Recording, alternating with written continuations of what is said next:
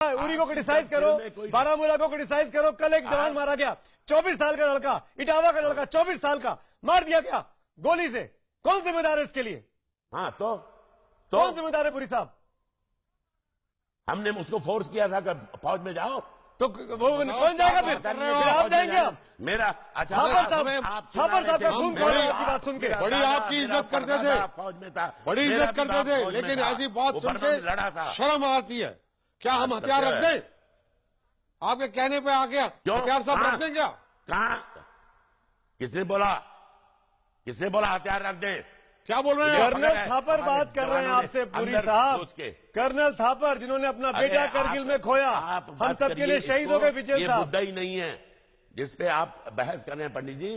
पुरी साहब कीजिएगा, पुरी साहब, अपनी घर की पुरी साहब, उस बहादुर शहादत को आपने तौहीन की है कि किसने कहा था बंदूक उठाए? बताइए, ऐसे बात करेंगे आप? इतने बड़े कलाकार। ये जो आपने नाम बताए, इनमें से पूछा जाए कितने इनके रिश्तेदार फौज में थे कभी भी, ताकि वो अथॉरिटी के साथ बात तो कर सके कि जवान हथियार उठाए या ना उठाए।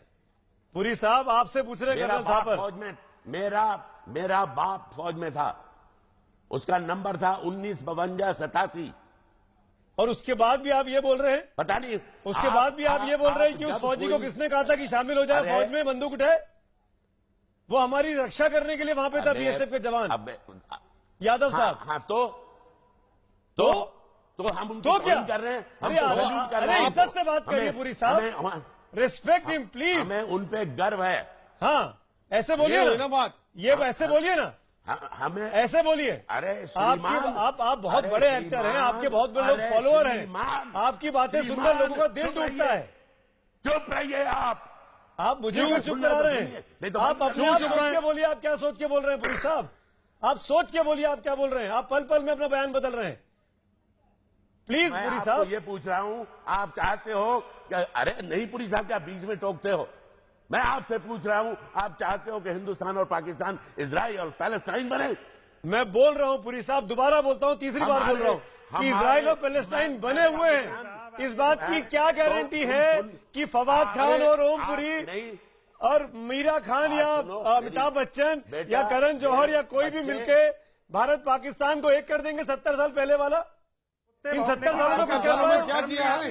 हम आपका 70 सालों में क्या किया है? हम आपको एक अच्छा कलाकार समझते थे, आपने तो पूरे देश की नाक बिल्कुल, हम बहुत इज्जत करते थे। इस तरह की भाषा ऐसी बात कर रहे हैं, हम लोग बहुत देर से सुन रहे हैं। आपको मैं बताता हूं, मैं परिचय कराता हूं। चाहिए, आप हमारे सैनिकों का अपमान कर रहे हैं। एक पाकिस्तानी कलाकार के लिए, आप एक सलमान खान के लिए जो पाकिस्तानी कलाकारों का समर्थन करता है, आप उसके साथ काम करना चाहते हैं, आप उसके साथ पैसा कमाना चाहते हैं, इसलिए पूरी फौज को, पूरी सेना को आप साबित क्या करना चाहते हैं? आप अच्छे कलाकार थे, लेकिन आप एक गंदे इंसान हैं। आप जैसा घटिया इंसान हम लोगों की गर्दन को झुकाता है, हमारे सर को झुकाता है, और आप जैसे लोगों का बहिष्कार करना चाहिए। आपको अपने दिमाग का इलाज कराने की जरूरत है। आप मुसलमानों की बात करते हैं, आप फिलिस्तीन की बात करते हैं, आप इजराइल की बात करते हैं, आप समझते क्या है? अरे हिंदू और मुसलमान को झगड़ा लगाने का काम आप जैसे लोग करते हैं। आपको ये याद दिलाने की जरूरत क्यों पड़ी कि यहाँ पे 22 करोड़ मुसलमान हैं? क्या हम जानते नहीं है कि इस देश में 22 करोड़ मुसलमान हैं? और क्या हम जानते नहीं है कि इस देश के उस देश के साथ संबंध है? लेकिन उस देश के लोग आतंकवादी बन के हमारी सेना को मार रहे हैं, हमारे लोगों को मार रहे हैं, मुंबई में हमला करते हैं। आप मुंबई में रहते हैं, बोल रहे हैं, घर पे कोई बम फेंकेगा तब आपको चलेगा क्या? या तभी आपको समझ में आएगा? एक शहीद की शहादत को ओमपुरी जैसा व्यक्ति नहीं समझ सकता है तो कौन समझेगा? अरे ओमपुरी साहब, हम तो आपको संजीदा समझते थे, आपने मेरे देश की गर्दन झुका दी है। शर्म आनी चाहिए, और मुझे आगे से शर्म महसूस होगी कि ओमपुरी जैसा कलाकार मेरे शहर मुंबई में रहता है। अरे सेना को समझो, आपके तो पिता श्री सेना में थे, फिर भी आप सेना को नहीं समझ रहे हो। आप इस देश को समझना नहीं चाहते। आपने पता नहीं फिलिस्तीन और इजराइल कहां से समझ लिया है। आपको गृह युद्ध दिखाई दे रहा है, यहाँ देश पे हमला हो रहा है, यहाँ सेना पे हमला हो रहा है। आप किस तरह की बात करते हैं मिस्टर ओमपुरी साहब? आपको देश को समझने की जरूरत है, और इस तरह की नालायक सोच की मेरे देश को जरूरत नहीं है मिस्टर ओमपुरी साहब। बागी सारस्वत एमएनएस के नेता, एक मिनट, मेरे पास और गेस्ट भी है, उनके बात करता हूं। पुरी साहब, अगर आप बोलना चाहते हैं, जवाब देना चाहते हैं वागी सरस्वत का, तो 30 सेकंड है आपके पास।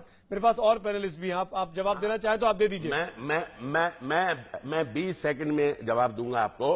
आप यहां 10, 15, 20, 25 जितने भी हिंदुस्तानी तैयार कर सकते हैं जो अपने शरीर पे बम बांध के पाकिस्तान में जाके कुछ उड़ा फुड़ा के आए, तो उन्हें तैयार कर दीजिए। धन्यवाद, बहुत बहुत। क्या जवाब दिया पुरी साहब, क्या जवाब दिया है आपने? उनको अप्रिशिएट कर रहे क्या हैं। ओम पुरी साहब, आप उठ के जा रहे हैं डिबेट से?